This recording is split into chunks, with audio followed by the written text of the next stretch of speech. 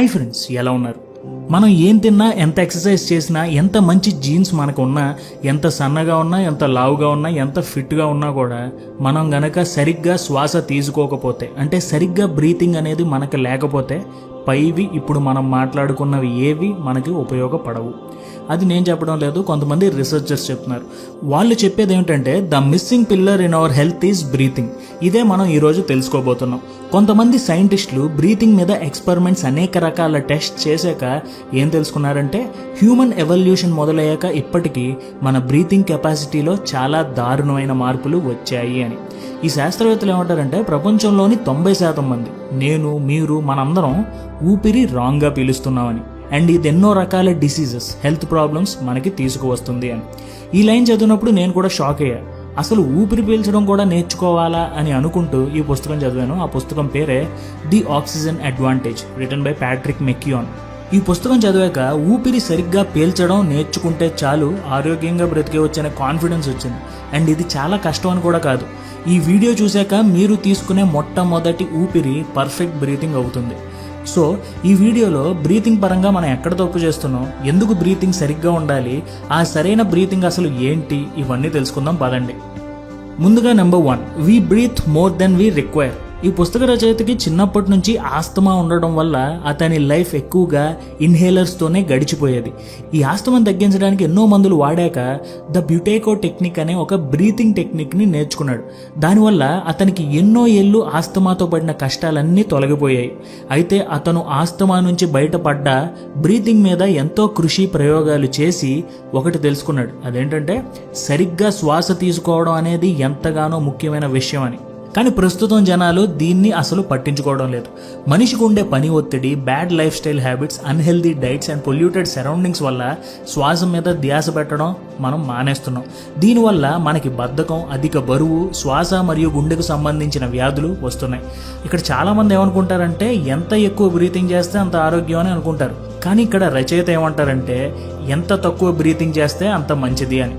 ఇక్కడ రచయిత ఉద్దేశం ఏమిటంటే ఎక్కువ శాతం మంది వాళ్ళకి కావాల్సిన దానికన్నా ఎక్కువ ఆక్సిజన్ పీల్చుకుంటున్నారు అని.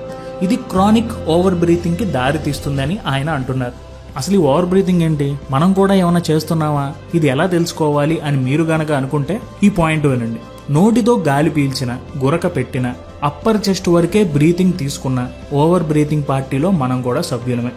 ఈ ఓవర్ బ్రీతింగ్ మనిషికి ఎన్నో సమస్యలు తెచ్చిపెడుతుంది. కానీ ఎందుకు ఓవర్ బ్రీతింగ్ జరుగుతుందనేది ఇప్పుడు ముందలు చూద్దాం. The crucial point to remember is that haemoglobin releases oxygen when in the presence of carbon dioxide. మన బ్లడ్లోని హిమోగ్లోబిన్ ఆక్సిజన్ని బాడీ మొత్తం డిస్ట్రిబ్యూట్ చేస్తుంది.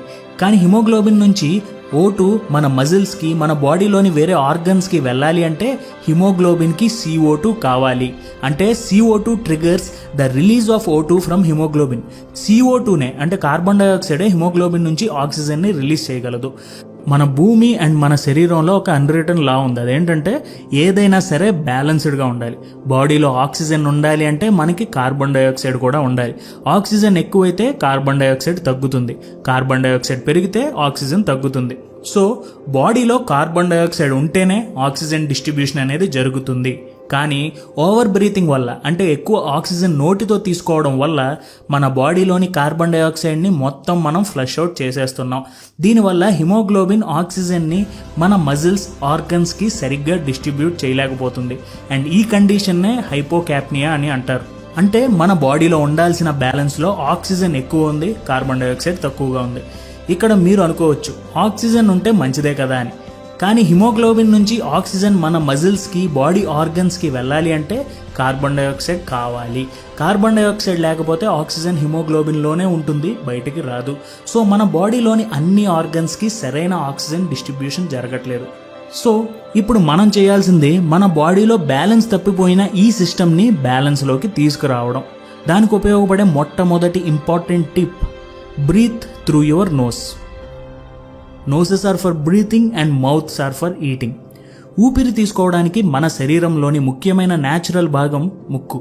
సో మీకు ఈ పుస్తకంలో ఇచ్చే మొట్టమొదటి టిప్ ఏంటంటే పగలు రాత్రి మ్యాక్సిమం ఊపిరి ముక్కుతోనే పీల్చుకునేలా చూడండి.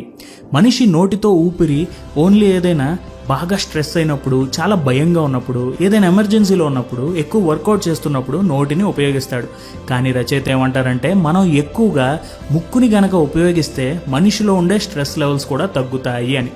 సాధారణంగా కోపం వచ్చినప్పుడు వేరే వాళ్ళు అంటారు, కొంచెం కామ్గా ఉండరా, కొంచెం ఊపిరి పీల్చుకో అని అంటారు. ఇలా ఊపిరి ముక్కుతో పీల్చడం వల్ల మన ప్రీఫ్రాంటల్ కార్టెక్స్ యాక్టివేట్ అవుతుంది. అది మన హార్ట్ రేట్ని తగ్గించి స్ట్రెస్ని కంట్రోల్ చేస్తుంది. అలాగే వర్కౌట్స్ చేసే సమయంలో మనం నోటితో ఎక్కువ ఆక్సిజన్ తీసుకోవడం వల్ల బాడీలోని కార్బన్ డైఆక్సైడ్ లెవెల్స్ పడిపోతున్నాయి. దీనివల్ల మన మజిల్స్ రికవర్ అవ్వడం కూడా కొంచెం కష్టం అవుతుంది. సో వర్కౌట్ చేసే సమయంలో కూడా నోస్ని బ్రీతింగ్కి ఉపయోగించాలి అని ఈయన ఉద్దేశం.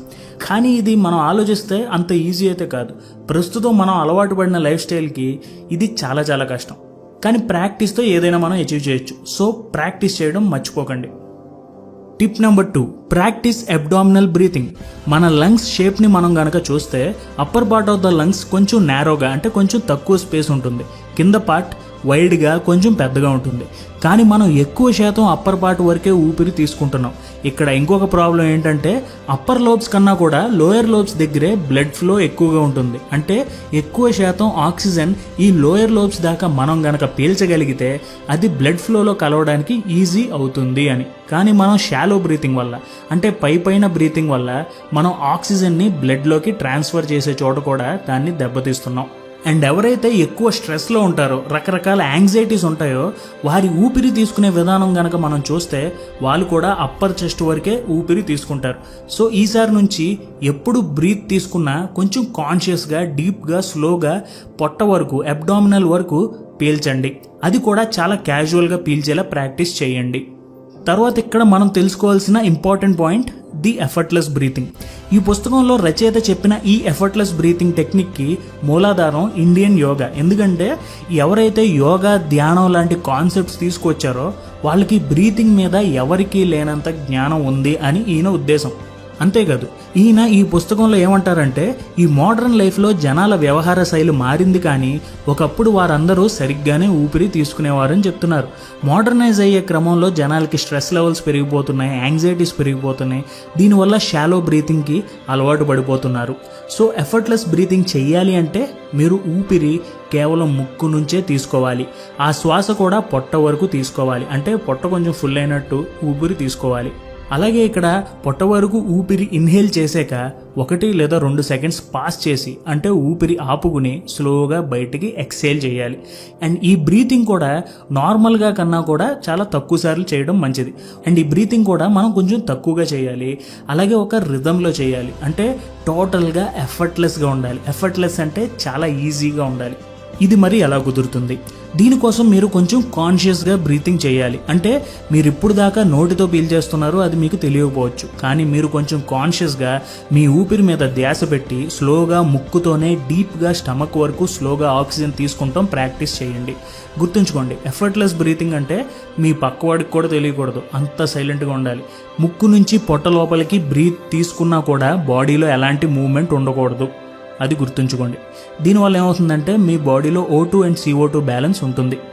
ఓకే, మన సంగతి ఏంటి? మన బ్రీత్ ఎలా ఉంది? How is your breath? ఇప్పుడు తెలుసుకుందాం పదండి. దీనికి ఒక టెస్ట్ ఉంది, అదే బోల్ట్ స్కోర్.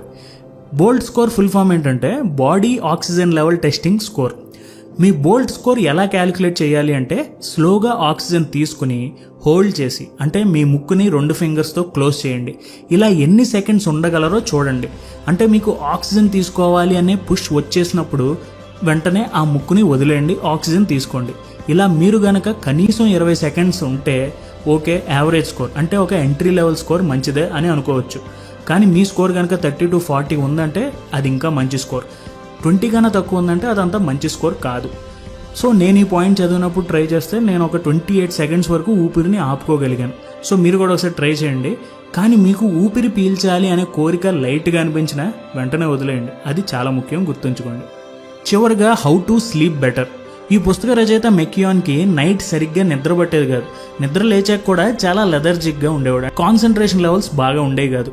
ఇది ఒక ప్రాబ్లం అయిపోయింది. కానీ ఇంత పెద్ద ప్రాబ్లంకి సొల్యూషన్ చాలా సింపుల్ అని ఆయన తెలుసుకున్నారు. అదేంటంటే నోరు మూసుకుని నిద్రపోవడమే.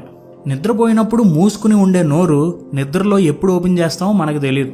దీనికి ఈయన ఒక టెక్నిక్ కనిపెట్టారు. అదేంటంటే నిద్రపోయే ముందు ఒక పేపర్ టేప్ నోటికి వేసుకుని అంటే లిప్స్ మీద అంటించుకుని నిద్రపోవడం.